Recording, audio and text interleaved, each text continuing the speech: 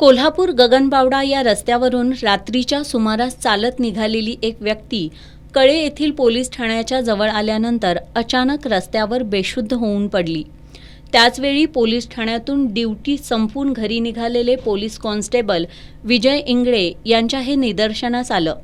त्यांनी ही माहिती ड्युटीवर असलेल्या पोलीस हवालदार महेश माळवदे यांना सांगितली। माळवदे यांनी त्वरित त्या व्यक्तीला रस्त्यावरून बाजूला घेतलं तेव्हा त्या व्यक्तीचे तोंड, हात, पाय वाकडे झाले होते। ते पूर्णपणे बेशुद्ध अवस्थेत होते। माळवदे यांनी लागलीच 108 ॲम्ब्युलन्सला फोन करून बोलावून घेतलं। 108 ॲम्ब्युलन्स आल्यानंतर त्यातील डॉक्टर भास्कर वंजारे यांनी तपासणी केली तेव्हा त्या व्यक्तीला जोराचा ब्रेन स्ट्रोक आला असल्याचं त्यांनी सांगितलं। त्यानंतर त्यांना त्वरित CPR मध्ये दाखल करण्यात आलं। शिवाजी रखमाजी कांबळे असं त्या रुग्णाचं नाव असून सध्या त्यांच्या तब्येतीत सुधारणा होत आहे। पोलीस हवालदार महेश माळवदे यांनी प्रसंगावधान राखून कांबळे यांचे प्राण वाचवल्याबद्दल त्यांचं कळे परिसरात कौतुक होत आहे। या कामात पोलीस हवालदार सरदार भोसले, होमगार्ड नाना पाटील, सुरेश यशवंत खोत यांनीही त्यांना सहकार्य केलं।